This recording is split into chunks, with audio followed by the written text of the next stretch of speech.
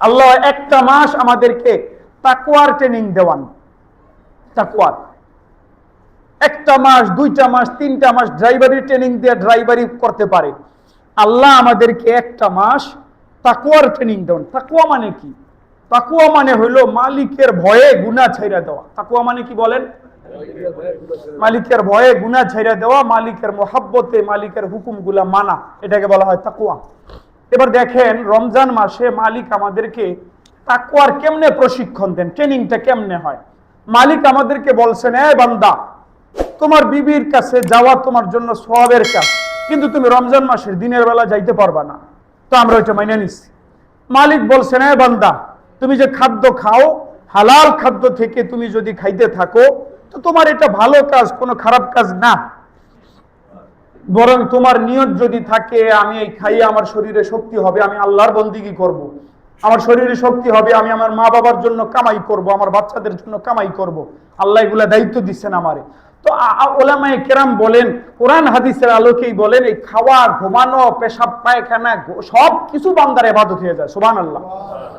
তাহলে খাওয়া, পান করা, বিবির কাছে যাওয়া, নবীজি হাদিসে বলেন, কোন ব্যক্তি তার হালাল বিবির কাছে গেল, বিবির সাথে থাকলো, তো তার সদকা করার সওয়াব হয়ে যায়। সুবহানাল্লাহ।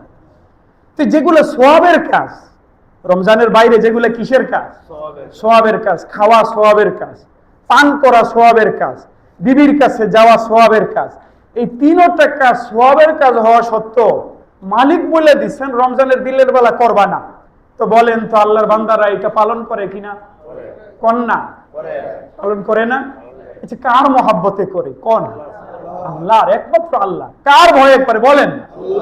না এই যে বান্দা, আহারে গরিব মানুষ রিকশা চালাইছে, তো দুপুর বেলার শরীরটা কুলায় না, কলজাটা কেমন কেমন যেন করতেছে, তো মনে করতেছে আর চালাইতে পারুম না, যাক একটু কমই কামাই হোক। বাসায় চলে গেছে, কলিজা তো ওরকমই করতেছে। ঘরের ভিতরে কেউ নাই, কেউ নাই, কেউ দেখতেছে না। একটু পানি খাইয়া ফেলাইলে কেউ দেখতো না, কেউ তার নিন্দা করতো না। কিন্তু বলেন তো আল্লাহর বান্দা পানিটা খায়? হ্যাঁ, মহিলা মানুষরা কি পরিমাণ কষ্ট করে, ওদিন পাকশাক করতে থাকে, আগুনের সামনে থাকে, কলিজাটা খা খা করতে থাকে এক ফোঁটা পানির জন্য। বলেন তো আল্লাহর বান্দি পানি খায়? খুব ক্ষুধা লাগে, আল্লাহর বান্দা, আল্লাহর বান্দি ক্ষুধার কারণে কোনো খাবার খাইয়া নেয়? গোপনে গিয়েও খায়? তাহলে বলেন তো কার ভয়ে খায় না? আল্লাহর ভয়ে। বান্দা জানে যার কেউ না দেখো, কে দেখতেছে? আমার মালিক দেখতেছে, আল্লাহ দেখতেছেন। এই যে এটার নাম হইতো তাকওয়া।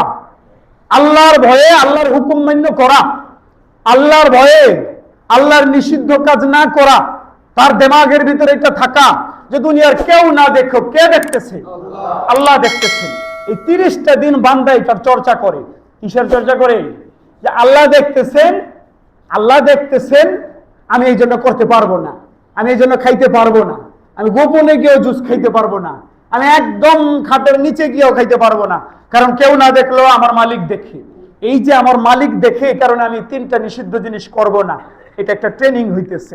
30টা দিন সে মন করতেছে যে 3টা জিনিস অন্য সময় হালাল, কিন্তু মালিক যেহেতু নিষেধ করছেন, রমজানে রাত্রের বেলা হালাল সওয়াবের কাজ, কিন্তু মালিক যেহেতু নিষেধ করছেন, তো দিনের বেলা আমি এটা করব না। 30টা দিন বান্দা এগুলা করে, এটা ট্রেনিং চলছে। এই ট্রেনিংটা যদি ঠিকঠাক হইতো, রমজানের পরে গিয়েও বান্দা যে কোনো কাজ করতে গেলে তার দিমাগে ওই যে ওই 3টা করতে গেলে যেমন আইসা যাইতো, কেউ না দেখুক আমার মালিক দেখে, তারপরে এটা আইসা যাইতো যে কেউ না দেখুক, কে দেখে? মালিক দেখে। এই ট্রেনিংটা আমাদের পুরা হয় নাই। তাহলে বোঝা গেল একটা লোক 3 মাস ড্রাইভারি ট্রেনিং দেওয়ার পরও গাড়ি চালাইতে পারে না। কোন জায়গায় চাপ দিতে হয়, কোন জায়গায় চাপতে হয়, কোন জায়গায় ধরতে হয়, লোকটা বুঝে না। বোঝা গেল তার ট্রেনিং পূর্ণাঙ্গ হয় নাই। রমজান যাওয়ার পরেও জিনা করার সময় মাথায় আসে না, টিভি দেখার সময় মাথায় আসে না, চুরি করার সময় মাথায় আসে না, চাঁদাবাজি করার সময় মাথায় আসে না, ছিনতাই করার সময় মাথায় আসে না, মায়ার বিয়ায় গান গাওয়ানোর সময় মাথায় আসে না, অন্যের মায়ারে দেখার সময় মাথায় আসে না। তাহলে বোঝা গেল ওই 30 দিন পুরা হয় নাই। 30 দিনের ট্রেনিং কি হয় নাই? পুরা হয় না। কেন হয় না এটা বলে শেষ করছি। কেন হয় না? যাতে আমরা সামনেগুলো ঠিকঠাক করি। আমার ভাইয়ের এই জন্য হয় নাই, আমরা এখানে বড় একটা মিস্টেক করছি। যেই 3টা জিনিস রমজানের রাত্রের বেলাও হালাল, অন্য সময়েও হালাল, ওই 3টা জিনিস তো গুরুত্ব দিয়ে বাদ দেই রমজানের দিনে। কিন্তু যে জঘন্য জঘন্য পাপ গুলা রমজানের বাইরেও হারাম, রমজানের ভিতরেও হারাম, রমজানের বাইরেও হারাম, সেগুলা ঠিকই করি। যেমন বলেন তো, চোখ দিয়ে যে গুনাহগুলা করা হয় সারা বছরের কোন সময়ে জায়েজ আছে? কন্যা জোরে আর জায়েজ আছে কখনো? রমজানের রোজা রাখো আমরা চোখের গুনাহ করে ফেলাই। বলেন তো, এই জবান দিয়া যে মিথ্যা বলি, গীবত করি, শিকায়েত করি, ঝগড়া লেগে যায়, গালি দেই, বলেন তো সারা বছরের কোন সময় জায়েজ? কোন সময় জায়েজ না।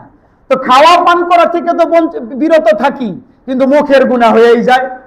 আরো বিশেষভাবে এই এলাকার মানুষ রমজান ঈদ আসতেছে, মিথ্যা কসম খায় ব্যবসায়ীরা, আল্লাহর কসম এত দিয়েই কিনছি, আল্লাহর কসম এটা এত ভালো, এ ভাই এটা দিয়েই করছি, এরকম মিথ্যা বইলা ফেলায়। এই যে মিথ্যা, আমার মুখের গুনাহ বিরত থাকলাম না। হাতের গুনাহ বলেন সারা বছরের ভিতরে কখনো জায়েজ? রোজা রাইখা হাতের গুনাহ করে ফেলাই। কানের গুনাহ, গান শোনা, খারাপ কিছু শোনা, অন্য গীবত করতেছে, নিজে বইয়া থেকে নিজে না বললো শোনা, হয় হয় করা, বলেন তো কোন সময় জায়েজ? এটা করে ফেলাইলাম। পায়ের গুনাহ, সিনেমা হলের দিকে, ঝগড়ার দিকে, চাঁদাবাজির দিকে, খারাপের দিকে গেলাম, বলেন তো কোন সময় এটা জায়েজ আছে?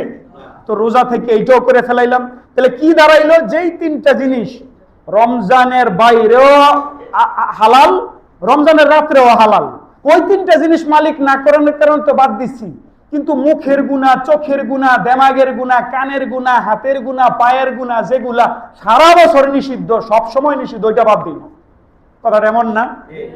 এই কারণে আমাদের ট্রেনিং পুরা হয় না, আমাদের রোজা কবুল হয় না, আমরা আল্লাহর ওলি হইতে পারি না। তাহলে কি বুঝলাম? আমাদের যে রোজা শুরু হয়েছে, এখন থেকে আমাদের চোখের গুনাহ থেকেও বাঁচতে হবে, ইনশাল্লাহ বলেন।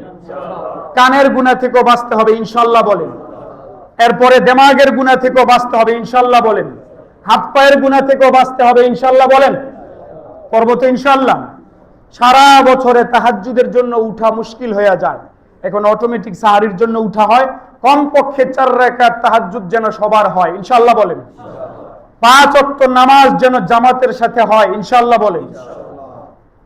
ঘুমায় পড়বো, ঘুমায় পড়ার পরে 8টা বাজে 9টা বাজে যখনই উঠি, উঠার পরে ওই সময় কমপক্ষে 2 রাকাত করে 4 রাকাত নামাজ পড়বো। এটাকে চাশতের নামাজ বা ইশরাকের নামাজ বলা হয়।